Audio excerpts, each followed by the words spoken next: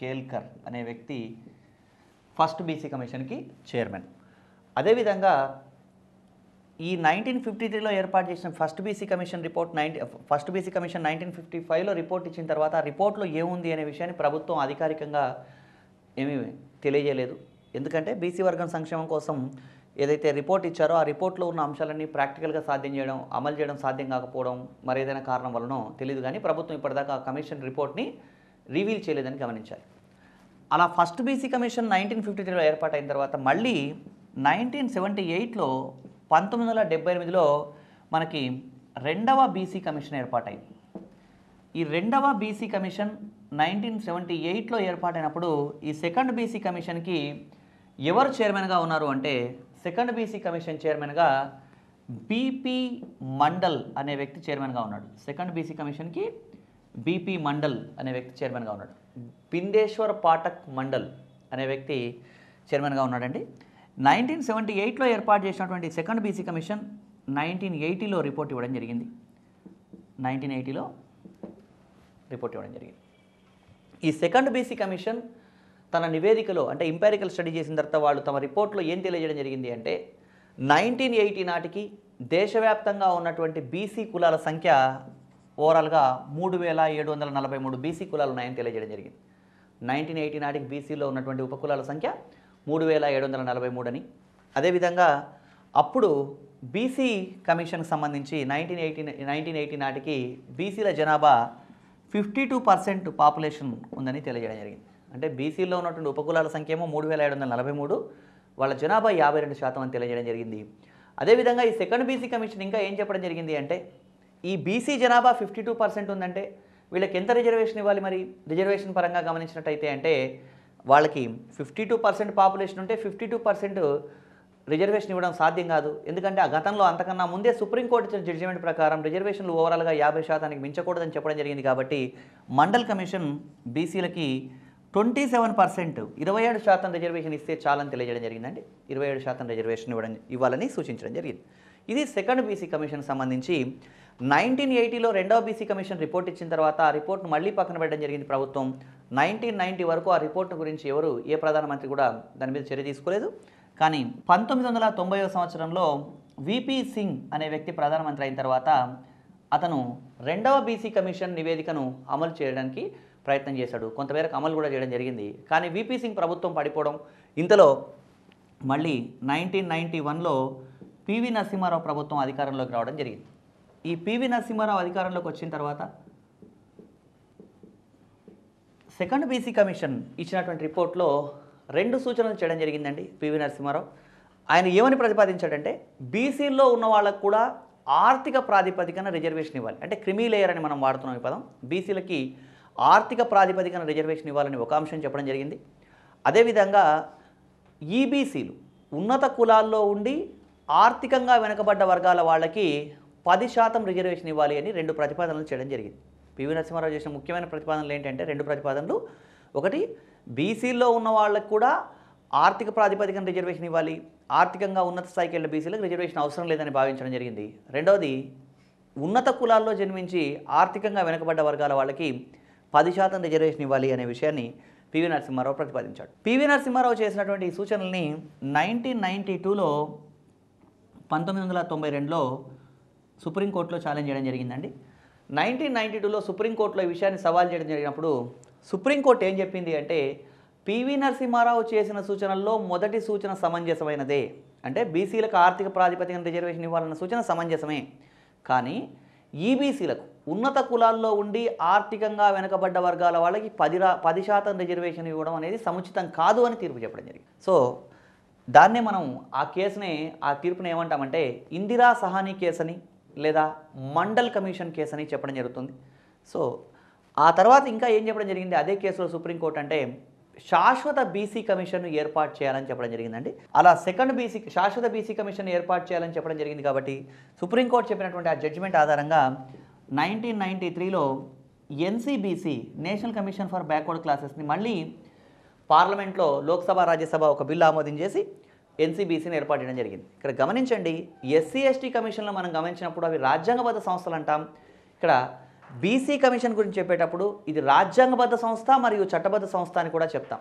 ఎందుకంటే ఆర్టికల్ 340 ప్రకారం ఒక బీసీ కమిషన్ ఏర్పాటు చేయాలని మాత్రమే ఉంది. కానీ ఆర్టికల్ 340 రాజ్యాంగబద్ధంగా ఒక బీసీ కమిషన్ ఉన్నటువంటి కమిషన్ని 1993లో మళ్ళీ ఏం చేశారు వీటికి అంటే చట్టబద్ధ హోదా కూడా 2 రకాల హోదాలు ఇవ్వడం జరిగింది. లోక్సభ రాజ్యసభలో బిల్లు ఆమోదించి రాష్ట్రపతి కూడా ఆమోదించడం జరిగింది. కాబట్టి బీసీ కమిషన్ గురించి చెప్పేటప్పుడు ఇది రాజ్యాంగబద్ధ సంస్థ మరియు చట్టబద్ధ సంస్థ అని కూడా చెప్తాం. అదే ఎస్సీ ఎస్టీ కమిషన్లు అయితే కేవలం రాజ్యాంగబద్ధ సంస్థలు, ఇవి రాజ్యాంగబద్ధ సంస్థ మరియు చట్టబద్ధ సంస్థ అని కూడా చెప్తాం. 1993లో national commission for backward class ఏర్పాటైనప్పుడు దానికి చైర్మన్గా ఎవరున్నారంటే ఆర్ఎస్ ప్రసాద్ అనే వ్యక్తి జాతీయ బీసీ కమిషన్కి తొలి చైర్మన్గా 1993లో ఏర్పాటైనటువంటి జాతీయ బీసీ కమిషన్ తొలి చైర్మన్గా ఉన్నాడు. అదే మనకి 2015లో ప్రస్తుత బీసీ కమిషన్ చైర్మన్ ఎవరు అంటే జస్టిస్ ఈశ్వరయ్య అనే వ్యక్తి ప్రస్తుత చైర్మన్ అండి.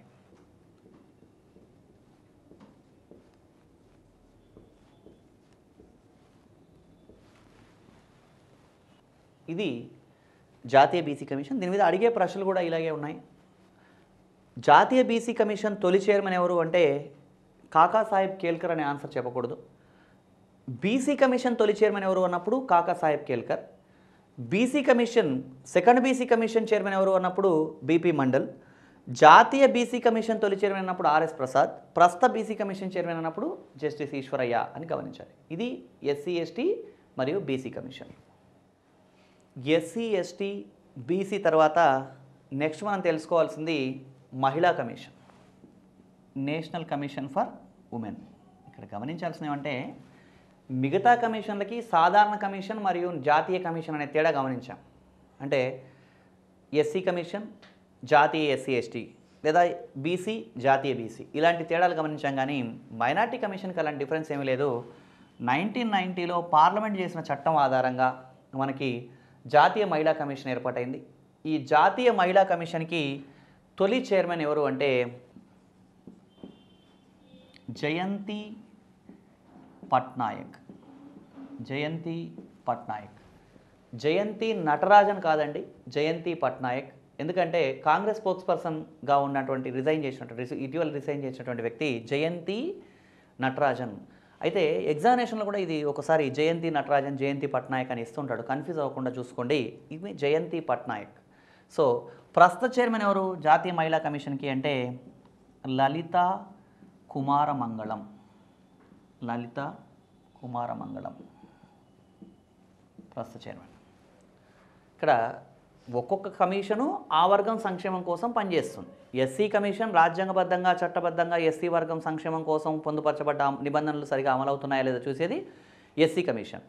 ఎస్టీ కమిషన్ ఏం చేస్తుంది? ఎస్టీ వర్గం సంక్షేమం కోసం. బీసీ కమిషన్ బీసీ వర్గం సంక్షేమం. అదేవిధంగా మహిళా కమిషన్ మహిళల సంక్షేమం కోసం పనిచేస్తుందండి. ఇక్కడ మహిళా కమిషన్ అనేది మహిళా సంక్షేమం కోసం ఏవైతే అంశాలు ఉన్నాయో రాజ్యాంగబద్ధంగా చట్టబద్ధంగా అవి సరిగా అమలవుతున్నాయా లేదో చూస్తుంది.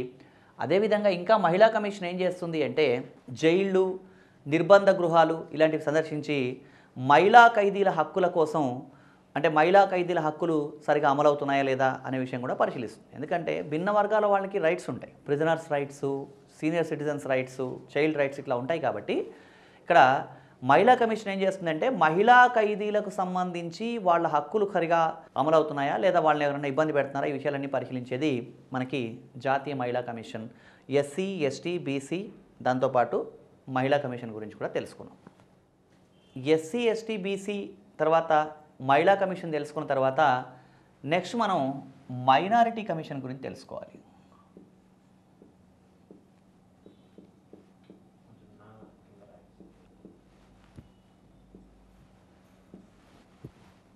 ఈ మైనారిటీ కమిషన్ మనం గమనించినట్టయితే మనకి మొదట మైనారిటీ కమిషన్ ఏర్పాటైనప్పుడు 1978లో మైనారిటీ కమిషన్గానే ఏర్పాటైందండి.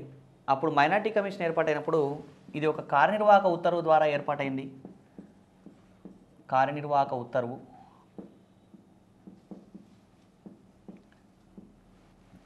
కార్యనిర్వాహక ఉత్తర్వు ద్వారా మైనారిటీ కమిషన్ ఏర్పాటైనప్పుడు ఆ మైనారిటీ కమిషన్కి చైర్మన్ ఎవరున్నారు అంటే ఎంఆర్ మాసాని అనే వ్యక్తి చైర్మన్గా ఉన్నాడు. ఎంఆర్ మాసాని అనే వ్యక్తి చైర్మన్గా ఉన్నాడు. ఆ తర్వాత మళ్ళీ ఈ కార్యనిర్వాహక ఉత్తర్వు ద్వారా ఏర్పాటైనటువంటి కమిషనే మళ్ళీ ఎలా మారింది అంటే 1993 నాటికి అది ఒక చట్టబద్ధ సంస్థగా మారింది. అలా మారినప్పుడు దానికి సంబంధించి మైనార్టీ కమిషన్ చైర్మన్గా ఎవరున్నారు అంటే సర్దార్ అలీ ఖాన్. అంటే మైనార్టీ కమిషన్ చైర్మన్గా ఎవరున్నారు అన్నప్పుడేమో మనం కార్యనిర్వాహక ఉత్తర్వు ద్వారా ఏర్పడిన మైనార్టీ కమిషన్కి ఎంఆర్ మాసాని అనే వ్యక్తి చైర్మన్గా ఉన్నాడని చెప్తాం. 1993లో మనకి నేషనల్ కమిషన్ ఫర్ మైనారిటీస్ ఏర్పాటైనప్పుడు దానికి చైర్మన్గా ఎవరున్నారు అంటే సర్దార్ అలీ ఖాన్. సర్దార్ అలీ ఖాన్ అని చెప్తాం. ప్రస్తుతం 2015లో మనకి నేషనల్ కమిషన్ ఫర్ మైనారిటీస్ జాతీయ మైనారిటీ కమిషన్కి ప్రస్తుత చైర్మన్గా ఎవరున్నారు అంటే నసీం అహ్మద్ జైదీ అనే వ్యక్తి చైర్మన్గా ఉన్నాడండి.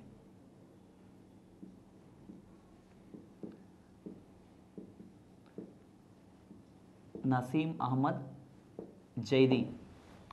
Minority commission chairman M R Masani, జాతీయ మైనార్టీ కమిషన్ తొలి చైర్మన్ సర్దార్ అలీ ఖాన్, ప్రస్తుత జాతీయ minority commission chairman Naseem Ahmed Zaidi. ఈ మైనార్టీ కమిషన్ ఏం చేస్తోంది అంటే మైనారిటీ వర్గాలకు రాజ్యాంగబద్ధంగా చట్టబద్ధంగా ఎలాంటి అవకాశాలు కల్పించబడ్డాయి, అవి సరిగా అమలవుతున్నాయా లేదా అనే విషయాన్ని పరిశీలిస్తుంది. అంత మాత్రమే కాకుండా ఇక్కడ ఈ మైనార్టీ కమిషన్ ఇంకా ఏం చేస్తుంది అంటే జాతీయ మైనారిటీ హక్కుల దినోత్సవం కూడా జరుపుకుంటుందండి. అంటే యుఎన్ ఐక్యరాజ్యసమితి సూచనల మేరకు డిసెంబర్ 18వ తారీఖుని మైనార్టీ హక్కుల దినోత్సవంగా జరుపుకోవడం జరుగుతుంది. ఆ మైనార్టీ హక్కుల దినోత్సవాన్ని సెలబ్రేట్ చేయడానికి కూడా ఈ మైనార్టీ కమిషన్ సహకరిస్తుందని గమనించాలి. ఇది భిన్నమైనటువంటి కమిషన్లు. ఇక్కడ మనం జాగ్రత్తగా అర్థం చేసుకోవాల్సిన పాయింట్, ఎస్సీ ఎస్టీ బీసీ కమిషన్లేమో తమ నివేదికనేమో రాష్ట్రపతికి ఇస్తే రాష్ట్రపతి ఆ నివేదికను పార్లమెంట్ ముందుంచుతారు. మహిళా కమిషన్ మైనార్టీ కమిషన్ తమ నివేదికను కేంద్ర ప్రభుత్వానికి సమర్పిస్తాయని గమనించాలి. మైనార్టీ మహిళా కమిషన్ తమ నివేదికను ఎవరికి సమర్పిస్తాయంటే కేంద్ర ప్రభుత్వానికి సమర్పిస్తాయి. ఇది మైనార్టీ కమిషన్. ఇక్కడ ఈ భిన్నమైనటువంటి ఎస్సీ ఎస్టీ బీసీ మైనార్టీ మహిళా కమిషన్లు తెలుసుకున్న తర్వాత నెక్స్ట్ మనం మానవ హక్కుల కమిషన్ గురించి తెలుసుకోవాలి. అంటే సమాజంలో ఉండే ఒక వ్యక్తి ఎస్సీయో ఎస్టీయో బీసీయో మైనారిటీయో ఉమెనో ఏదైనా బేసికల్గా అందరూ మనుషులే కాబట్టి మానవ హక్కుల ఉల్లంఘన ఏ రూపంలో జరిగినా సరే మానవ హక్కుల కమిషన్కి ఫిర్యాదు చేసుకోవచ్చండి. ఈ మానవ హక్కుల కమిషన్ గురించి మనం తెలుసుకోవాలి. మానవ హక్కుల కమిషన్ జాతీయ మానవ హక్కుల కమిషన్ని మనం 1993లో ఏర్పాటు చేయడం జరిగిందండి. NHRC national human rights commission, జాతీయ మానవ హక్కుల కమిషన్. ఈ జాతీయ మానవ హక్కుల కమిషన్ని 1993లో ఏర్పాటు చేసినప్పుడు 1993 అక్టోబర్ 2న జాతీయ మానవ హక్కుల కమిషన్ ఏర్పాటు చేసినప్పుడు దీనికి తొలి చైర్మన్గా ఎవరున్నారంటే జాతీయ మానవ హక్కుల కమిషన్కి రంగనాథ్ మిశ్రా. రంగనాథ్ మిశ్రా తొలి చైర్మన్గా ఉన్నారు. మరి ప్రస్తుత చైర్మన్గా ఎవరున్నారు జాతీయ మానవ హక్కుల కమిషన్కి అంటే ప్రస్తుత చైర్మన్గా కేజీ బాలకృష్ణన్ అనే వ్యక్తి ఉన్నాడు. ఇక్కడ అభ్యర్థులు గమనించాల్సిన విషయం ఏంటంటే మిగతా కమిషన్లకి మానవ హక్కుల కమిషన్కి తేడా ఉంది. ఎస్సీ ఎస్టీ బీసీ ఈ కమిషన్ల గురించి మాట్లాడుకున్నప్పుడు 3 సంవత్సరాల కాల పరిమితి అన్నాం, అంతేగాని పదవి విరమణ వయస్సు ఇలాంటివేమీ లేవు అక్కడ. కానీ మైనారిటీ కమిషన్ చైర్మన్ సభ్యులుగా ఉండే వాళ్ళకి 70 సంవత్సరాల వయస్సు, అంటే 70 సంవత్సరాల వయస్సు కానీ లేదా 5 సంవత్సరాల కాల పరిమితి కానీ, ఈ రెండిట్లో ఏదైతే అది, అంటే 5 ఇయర్స్ లేదా 70 ఇయర్స్ ఏజ్. అంటే ఇప్పుడు ఒక వ్యక్తి 62 ఏళ్ళకి నియమించబడ్డాడు అనుకుంటే 67 ఏళ్ళకి రిటైర్ అవుతాడు. అదే ఒక 68 ఏళ్ళకి నియమించబడితే 70 ఏళ్ళకి రిటైర్ అవుతాడు. 2 ఇయర్స్ మాత్రం వర్క్ చేస్తాడు. అట్లా ఇట్లా జాతీయ మానవ హక్కుల కమిషన్ చైర్మన్ సభ్యులకు సంబంధించి పదవీ కాల పరిమితికి సంబంధించిన విషయం గమనించినట్టయితే 5 సంవత్సరాల కాల పరిమితి కానీ 70 సంవత్సరాల వయస్సు కానీ ఏది ముందైతే అది పరిగణలోకి తీసుకుంటారు. జాతీయ మానవ హక్కుల కమిషన్ చైర్మన్గా ఎవరు నియమించబడతారు, ఎవరు చైర్మన్గా ఉంటారు జాతీయ మానవ హక్కుల కమిషన్కి అంటే సుప్రీంకోర్టు మాజీ ప్రధాన న్యాయమూర్తి. సుప్రీంకోర్టు మాజీ ప్రధాన న్యాయమూర్తి జాతీయ మానవ హక్కుల కమిషన్కి చైర్మన్గా ఉంటారు. ఈ జాతీయ మానవ హక్కుల కమిషన్ మానవ హక్కుల ఉల్లంఘన ఏ రూపంలో జరిగినా ఫిర్యాదుల్ని స్వీకరిస్తుంది. ఇప్పుడు వాకపల్లి ప్రాంతంలో గిరిజనుల మీద లైంగిక ఆకృత్యాలు, పోలీస్ ఆకృత్యాలు జరిగాయి. ఆ విషయాన్ని మైనార్టీ కమిషన్ వెళ్తుంది, పరిశీలిస్తుంది. అలా అయితే ఈ మానవ హక్కుల కమిషన్లో ఎవరు సభ్యులుగా ఉంటారు అంటే దీంట్లో 2 రకాల సభ్యులు ఉంటారు మానవ హక్కుల కమిషన్లో. ఒకటేమో పదవీ రీత్యా సభ్యులు, రెండవది పూర్తికాలిక సభ్యులు. ఆ విషయాన్ని ఒకసారి మనం గమనిద్దాం.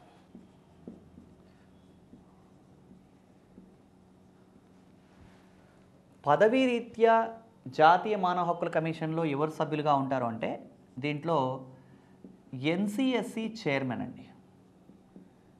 అంటే జాతీయ ఎస్సీ కమిషన్ చైర్మన్ మానవ హక్కుల కమిషన్లో సభ్యుడు పదవీ రీత్యా. అదేవిధంగా ఎన్సిఎస్టీ జాతీయ ఎస్టీ కమిషన్ చైర్మన్ కూడా పదవీ రీత్యా సభ్యుడే.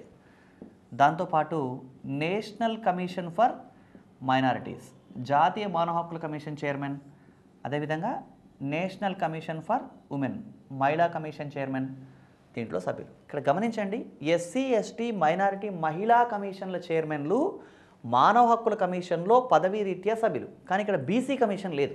గమనించండి, అంటే జాతీయ బీసీ కమిషన్ చైర్మన్ మానవ హక్కుల జాతీయ బీసీ కమిషన్ చైర్మన్ మానవ హక్కుల కమిషన్లో పదవీ రీత్యా సభ్యుడు కాదు, మిగతా వాళ్ళందరూ సభ్యులు. అంటే ఎస్సీ ఎస్టీ మైనారిటీ మహిళా కమిషన్ చైర్మన్లు మానవ హక్కుల కమిషన్లో పదవీ రీత్యా సభ్యులు. పూర్తికాలిక ఫుల్ టైం మెంబర్స్ కూడా ఉంటారు. ఈ పూర్తికాలిక సభ్యులు ఎవరున్నారు దీంట్లో? పదవీ రీత్యా సభ్యులన్నా పూర్తికాలిక సభ్యులన్నా. పూర్తికాలిక సభ్యులుగా ఎవరుంటారు దీంట్లో అంటే, ఒక వ్యక్తి ఏమో సుప్రీంకోర్టు మాజీ లేదా ప్రస్తుత న్యాయమూర్తి, మాజీ లేదా ప్రస్తుత న్యాయమూర్తి. సుప్రీంకోర్టు మాజీ ప్రధాన న్యాయమూర్తి ఏమో చైర్మన్. సభ్యులుగా ఉండే వాళ్ళలో ఒక వ్యక్తి సుప్రీంకోర్టు మాజీ లేదా ప్రస్తుత న్యాయమూర్తి, మరొక వ్యక్తి ఏంటంటే హైకోర్టు మాజీ లేదా ప్రస్తుత న్యాయమూర్తి. ఇక మరొక ఇద్దరు వ్యక్తులేమో మానవ హక్కుల రంగంలో నిపుణులు. మానవ హక్కుల రంగంలో విశేష కృషి చేసినటువంటి వాళ్ళు.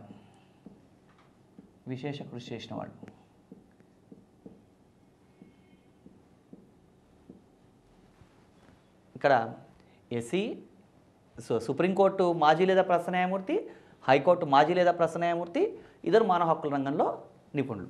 ఇక్కడ ఒక 4 సభ్యులు ఉన్నారు, అక్కడ ఒక 4 సభ్యులు. 1+1